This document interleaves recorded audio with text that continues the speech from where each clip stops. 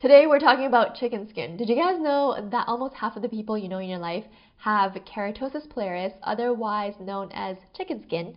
The bumps that you see on the skin, they're not itchy, they don't hurt. They're sometimes skin colored. Some people might have the pink colored ones, or sometimes they might look red, and they're just bumps on the skin. No cure for them yet. They're hereditary, it's genetics, and also it's not triggered by any product or anything, it's just genetics. So what keratosis pilaris is in scientific terms, basically it's keratin building up in the hair follicles. So the number one thing to do is exfoliate, help shed those dead skin cells so that you can minimize the look of KP and make your skin look and feel smoother. Up to 40% of adults have keratosis pilaris, and it's even higher in teenagers. It's 50 to 80%. So for some people, if they have KP when they're younger, as they grow older, they might find their chicken skin to lighten up. I get them on the back of my arms, my thighs, and the back of my legs. When I was a teenager, it was worse than now. So it was really obvious, and I was really insecure about it growing up. Especially when I was a teen, you know, in the summertime, I want to wear shorts, skirts, tank top, whatever. And I was always like, I don't want to. I'm like, why do I have these darn annoying bumps when everyone else's skin looks so smooth? Like, to you, everyone seems to have perfect skin, right? When you have, like, a skin problem. So, as a teenager, I was like, darn, I hate my skin. I still have bumps on my arms and legs, but they're less obvious. Like, they're less red, they're more like skin colored. They don't bug me as much. I don't know, maybe I'm just more comfortable in my skin now. So in university, I actually went to see a nurse about my KP, and it wasn't like an emergency appointment. It was one of those appointments where you can just like book it with a nurse weeks ahead of time if you have any questions or anything like that. So I went to see the nurse. I wanted to learn more about keratosis pilaris and if there are treatments for it, if there are products that will help chicken skin, things like that. And the only thing she said to me was, so you came to see me just so you can look good in a bikini? And I was just so taken aback, like, really? That's what you're gonna tell me? Like, you're a health professional, you know? People come to see you for different health concerns and skin concerns, and this is one of them. Like, I know it's not life-threatening, you know, but I have questions about my body, and this, aren't you somebody I can like trust in and go to? But I don't know. After that experience, I was just like, ugh, I didn't want to see any other doctors or nurses about it again. So growing up, I tried to find my own recipe and potion for making my KP better, and I just really wanted to share this with you because on my channel it's about skincare and it's about helping my viewers achieve your best skin possible.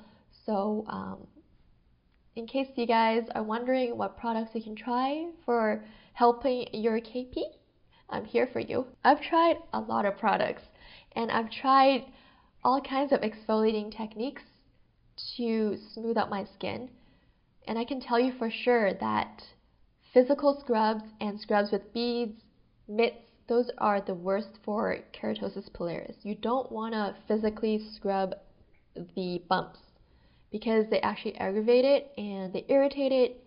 It makes them worse, it makes them more red and obvious. So don't scrub them down even though you need to exfoliate them. Just get chemical exfoliants. And when I'm talking about AHAs, BHAs, you guys know I love this not only for the face, but I use them for my arms and legs. Now I use them twice a week. So one time I'll use AHA and the second time of the week I'll use BHA.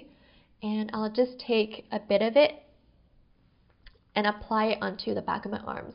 I have KP on the back of my arms, the back of my legs, and my thigh area. So I will apply these acids after I get out of the shower.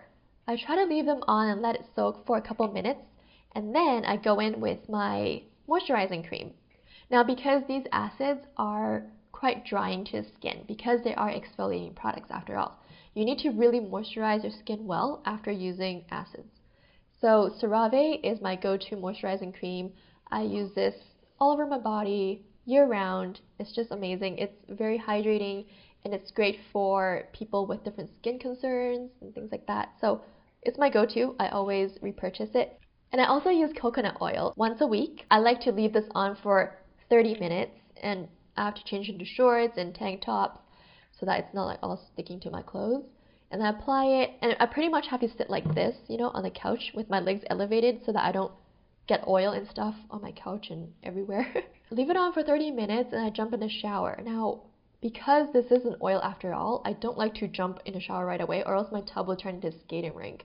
I like to take a damp towel and just run it on my arms and legs first to try to get as much of the coconut oil off my skin before I jump in the shower. So there's a tip for you. There are alternatives out there. For example, Sephora sells this product called the DermaDoctor KP Duty, and it's like 36 or 40 bucks, something like that, in that ballpark.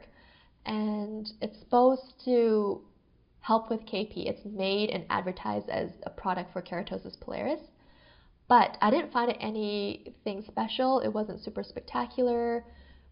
These products that I mentioned actually did a better job for me than the KP Duty, and these are much cheaper too. And then another alternative is the Lush Buffy Body Butter, and that one makes your skin super smooth.